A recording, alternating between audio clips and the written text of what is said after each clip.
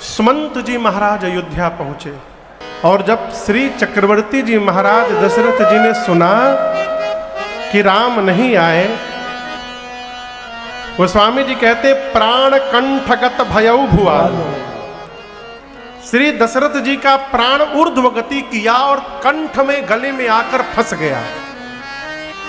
प्राण जब गले में फंसा ना तो गले के नीचे के जितने अंग हैं सारे अंग शिथिल हो गए, शरीर में हलचल बंद हो गई। मां कौशल्या पांव पकड़कर विलाप करते हुए कहती है, महाराज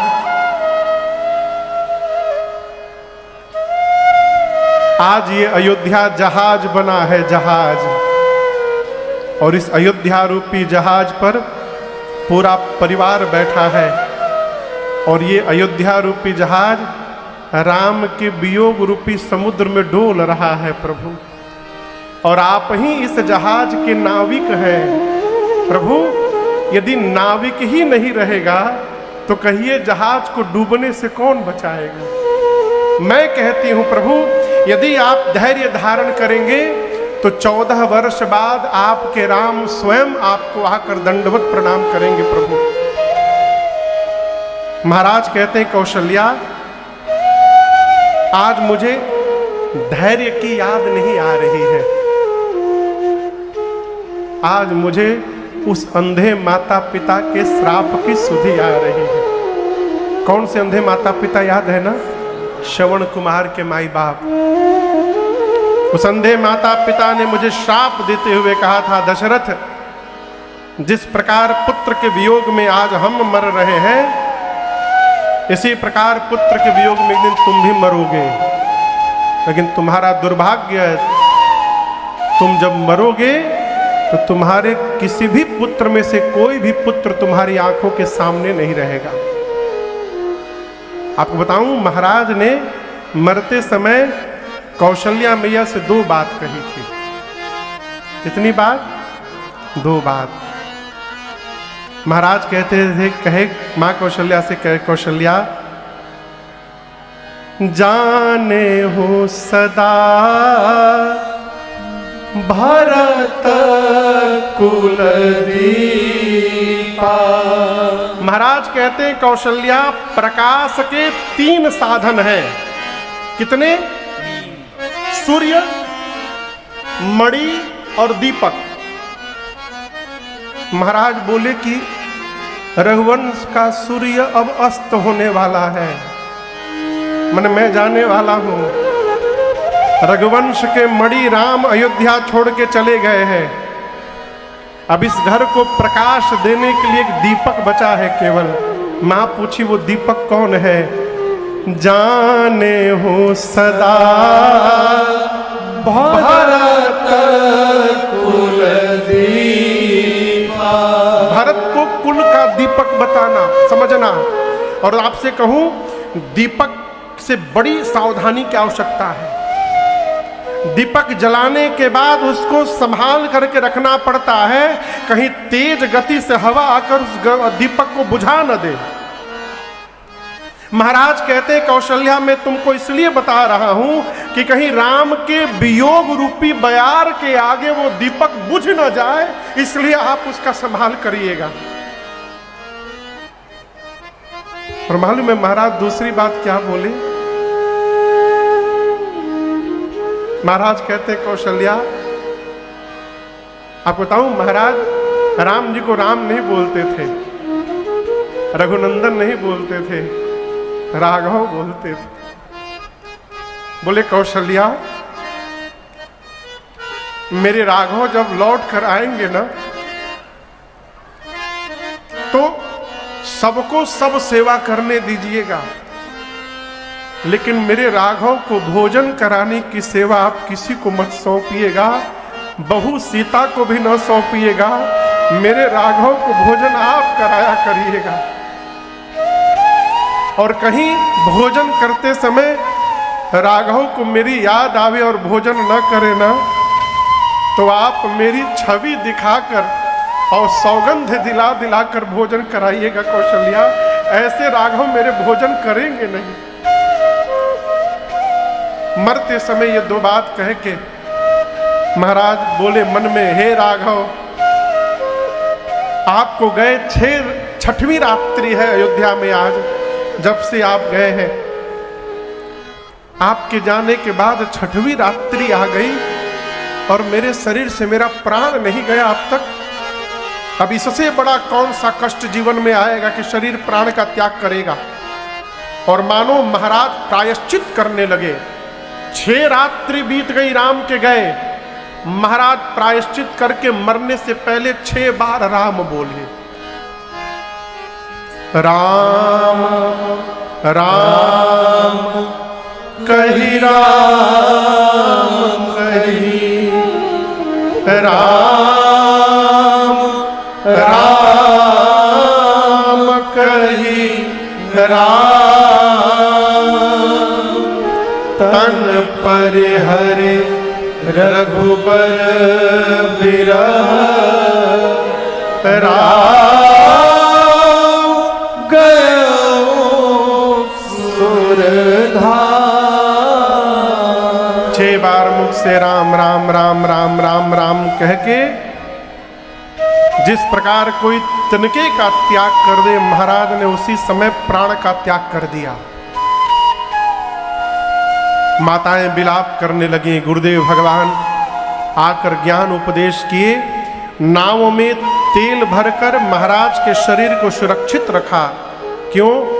अग्नि देने के लिए कोई पुत्र नहीं है। दूतों को भेजकर भरत भैया को बुलवाया गया। भरत भैया माँ कैकेयी के पास सीधे गए। माँ ने दुलार करके आरती उतारा द्वार पर, भीतर ले जाकर बिठाकर कैकेयी मैया पूछी, भरत मामा के घर में सब कुशल है ना? भरत जी बोले, माँ वहां तो सब कुशल है। भरत के घर में सब कुशल है ना माँ? कैकेयी मैया पूछी, क्यों पूछ रहे हो? भरत जी बोले, माँ आज तक जब भी मैं बाहर से घर लौटा हूँ, आरती की थाल लेकर द्वार पर मेरी तीनों माताएं मुझे मिली हैं। आज पहली बार आप अकेली खड़ी थी वहां पर द्वार पर। मेरे घर में सब कुशल है ना माँ? कैकेयी जी ने कहा कि कुशल तो मैंने सब कर लिया था पुत्र।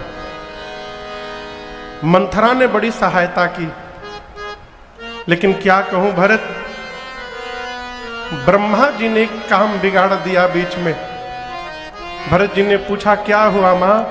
माँ ने कहा कि कुशल सब हो गया था भरत, अचानक आपके पिताजी नहीं रहे। अब गोस्वामी जी कहते, भरत भैया सुने पिताजी नहीं रहे, तात तात हा तात पुकारी, हे तात कह के भरत जी खड़े खड़े गिर पड़े धरती पर।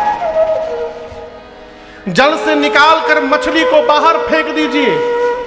जैसे मछली जल के बिना तड़पने लगती है, भरत जी तड़पने लगे। मां पकड़ के संभाल करती है। भरत जी बोले, मुझे कारण बताओ मां, कारण बताओ क्यों पिताजी की ये गति हुई। और आप दर्शन करिए, मां कैकेयी ने कुछ नहीं छिपाया। मां ने सब सुनाया। मां ने जो किया, भरत जी सुनते गए, स्तब्ध होते गए।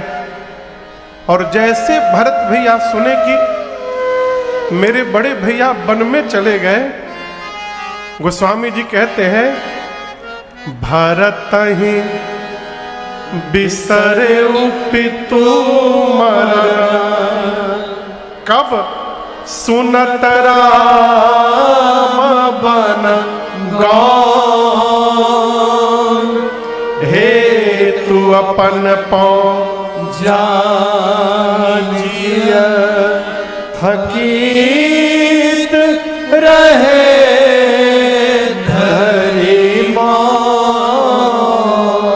जैसे भरत भैया सुने कि राम भैया वन चले गए, ये सुनते भरत जी पिताजी की मृत्यु भूल गए। क्यों भूल गए? बड़ा दुख जब जीवन में आ जाता है तो उसके आगे छोटका दुख हेरा जाता है। जब सुने कि भैया मेरे वन चले गए, पिताजी की मृत्यु भूल गए और कहे, कैकेयी न तुम्हारा अपराध है, न मंथरा का अपराध है, न मेरे पिताजी का कोई दोष है। यदि कोई अपराधी है तो ये अधम भरत है। इस पापी ने इस धरती में जन्म ही क्यों लिया? न मैं जन्म लेता, न तुम मुझे राजा बनाने का स्वप्न देखती। भरत जी अपने को कोसने लगे। मैं धिक धिक अग उधली अभाग, मैं धिक्कार हो मुझे, धिक्कार हो मुझे। कौशल्या मैया के पास भरत जी गए और भरत जी मालूम है मां से क्या क्या बोले? भरत जी पांव पकड़ के मां से कहते, मां मैं सौगंध खा के कहता हूं मां, भैया के वनवास में मेरी कोई सहमति नहीं है मां। यदि भैया के बन जाने में मेरी लेश मात्र भी सहमति हो मां, तो जो पाप सदगुरु की हत्या से लगता है तेरे भरत को लग जाए मां। जो पाप माता पिता की हत्या से लगता है मुझे लग जाए। जो पाप अंक में पल रहे संतान की हत्या से लगता है मां, मैं वो पाप लेने को तैयार हूं मैया। भरत जी बोलते बोलते 28 पाप गिना गए। बोली ये सारे पाप मुझे लग जाए। कौशल्या मैया ने भरत जी को गोद में बिठाकर कहा, भरत, जिस सूर्य के आने के बाद अंधकार समाप्त हो जाता है, मैं कहती हूं किसी दिन संभव है कि अंधकार ही सूर्य को समाप्त कर डाले। ये संभव है। ये पूरा का पूरा आकाश एक छोटे से बादल में समाहित हो जाए, ये संभव है। जल से निकलने के बाद भी मछली मरे नहीं भरत, ये संभव है। ज्ञान होने के बाद भी मोह समाप्त न हो, ये संभव है। मैं कहना चाहती हूं मेरा भरत अपने भैया राम के विरुद्ध कोई व्यवहार करेगा, ये किसी युग में संभव नहीं है भरत, ये कदापि नहीं हो सकता। जो इस प्रकार की बात सोचेगा भी, उसे सपने में भी सुगति प्राप्त होने वाली नहीं है। रात भर भरत जी मां के पास बैठे रहे। प्रातः काल गुरुदेव भगवान सरजू जी के किनारे चंदन की लकड़ी सी चिता सजाए और भरत भैया ने पिताजी को मुखाग्नि दिया है। भरत जी ने पिताजी का जो श्राद्ध कर्म किया है, गोस्वामी जी कहते हैं 1 लाख मुख से उसका वर्णन नहीं किया जा सकता। मैं आपसे प्रार्थना करूं, माता पिता के मरने के बाद श्राद्ध में श्रद्धा दिखाई अच्छी बात है, लेकिन मरने के बाद में श्रद्धा दिखाइए। माई बाप जब तक जीवित है तब तक जितनी श्रद्धा दिखानी है दिखा लीजिए। जो जीवन में 1 गिलास पानी नहीं दिया बाबूजी को अपने हाथ से, वो मरने के बाद भंडारे पे भंडारे कराते रहे, कोई अर्थ नहीं है उस भंडारे का। हमसे एक लोग मिले, बोले महाराज प्रयाग में हम वृद्धाश्रम की व्यवस्था देखते हैं। अब हम उनसे क्या बोले, हम उनसे कुछ बोले नहीं, लेकिन हम आपसे कहें ये भारतवर्ष का दुर्भाग्य है कि भारत में वृद्धाश्रम खोला जा रहा है। हमारी संस्कृति वृद्धाश्रम खोलने की नहीं है, हमारी संस्कृति गौशाला खोलने की है।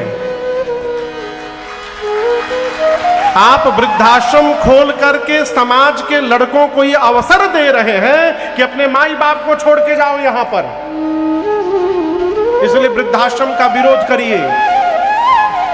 गौशालाएं खोलिए और गौशाला भी बाद में खोलिए। आपसे प्रार्थना है, गौ मैया जब तक दूध देती हैं हम दूध निकालते हैं, और जिस दिन दूध देना बंद करती हम उनको सड़क पे छोड़ देते हैं।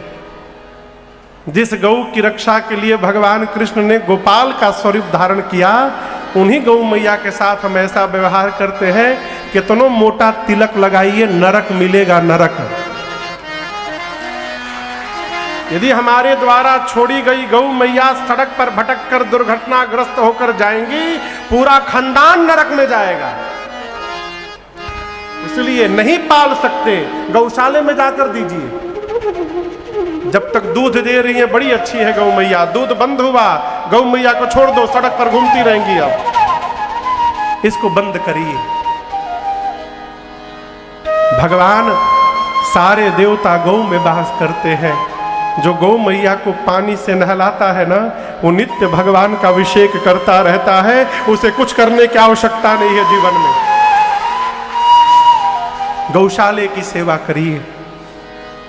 भरत भैया ने पिताजी का जो श्राद्ध कर्म किया 1 लाख मुख से उसका वर्णन नहीं हो सकता।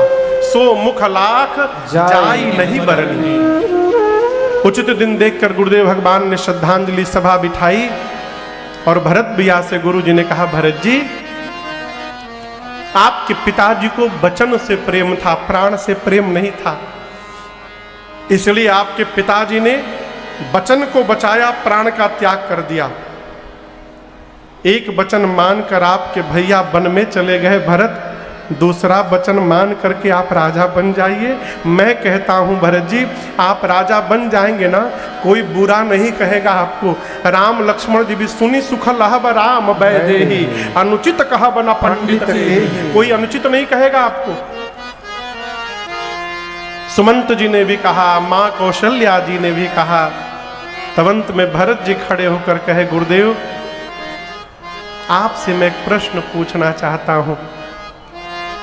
स्त्री के शरीर के अंग पर सबसे ऊपर जो आभूषण पहना जाता है उसका नाम है मांग टीका, सही बोल रहा हूं ना?